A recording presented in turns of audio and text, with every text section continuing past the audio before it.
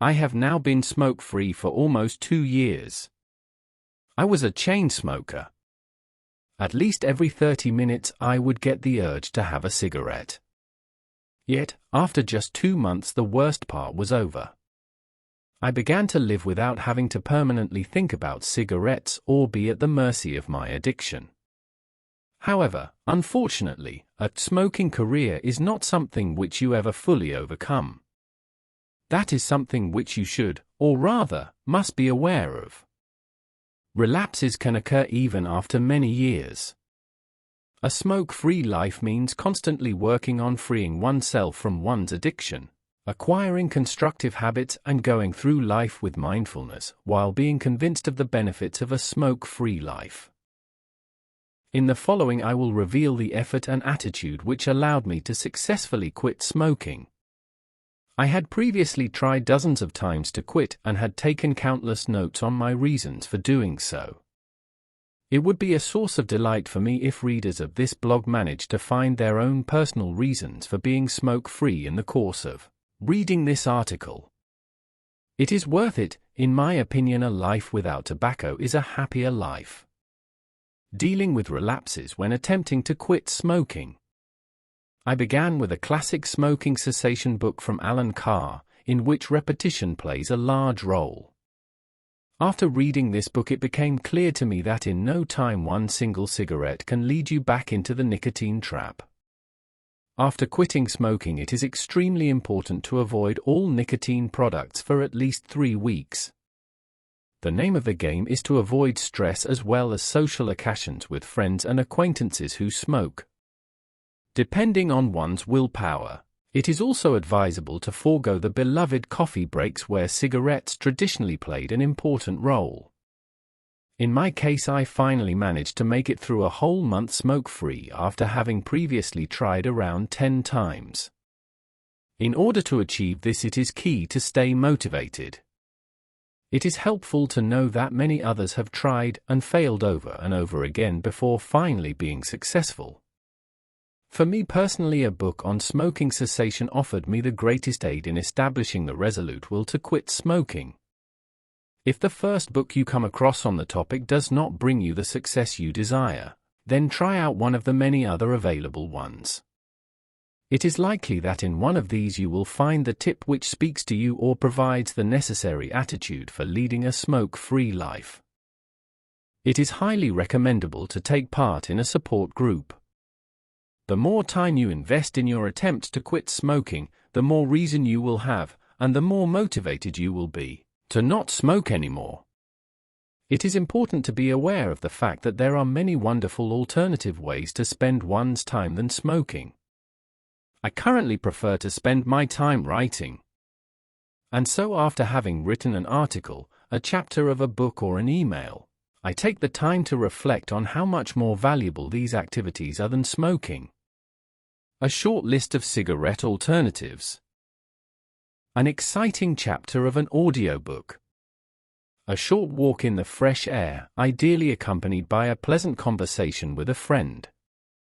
A few pages of an interesting book which should constantly be by your side. Practice conscious breathing or possibly integrate a mini meditation into your day. Take 10 minutes every day to define your goals or at least rethink your current ones. Actively take the time to search for alternatives to cigarettes, often 5 minutes will be enough. The issues explored in the coming paragraphs should contribute to the development of a fundamental attitude toward smoking. As with any objective, it is crucial to know why you wish to achieve this. It is not essential to mention that smoking harms one's health. Nevertheless, it is worthwhile illuminating this fact with the help of concrete examples. From a financial perspective, it is worth thinking about the things which you could afford if you were to give up smoking. Personally, during my almost 2 years of being smoke-free, I have been able to save several thousand francs. Additionally, society's attitude toward smoking is becoming less and less accepting. As a smoker, it is not very pleasant to be received in a manner which is less than friendly.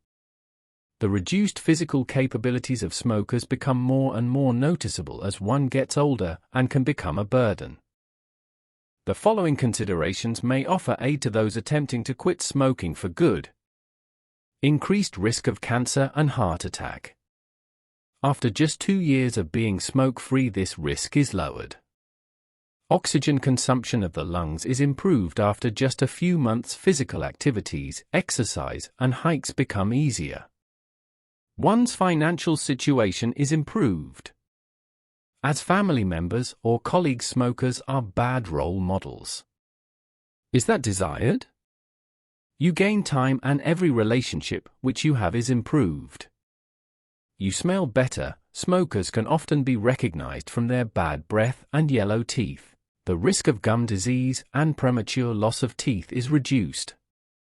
A less vulnerable immune system due to the fact that the mucous membranes are no longer being subject to a constant onslaught.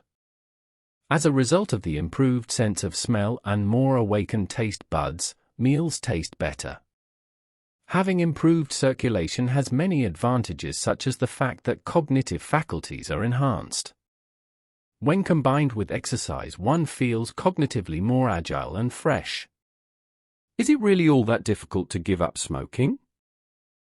If you really want to do it and have established your reasons for doing so, the next step is to survive the first 2 months. Afterwards, while it will remain a challenge, it will no longer appear impossible. After 3 days, nearly all of the nicotine leaves the system, and after a month one can no longer sense many of the effects of smoking. For me, the most important guiding principles which allowed me to overcome my hurdles and become a non-smoker were and remain. Use as many helpful resources as you can. Write, take part in courses, read books, find your why. Nicotine patches. For me, nicotine patches were a great help in weaning myself off cigarettes. In the first few months, chewing gum and tablets prescribed by your doctor are recommendable, or even desperately needed. The last book which I read on the topic was Smoke-Free in 30 Days. It talks of a permanent way to stay smoke-free. I have listed this book in this blog under the section entitled Books Habits. There is also an audiobook version which can be found on Audible. Having awareness. Quitting smoking is a process. It is the positive result of much willpower and self-belief. Being smoke-free can lead to a life which is more fulfilled, active and healthy. Unfortunately, a relapse can never truly be ruled out, even after years. Thus, overcoming an addiction means continually working on yourself.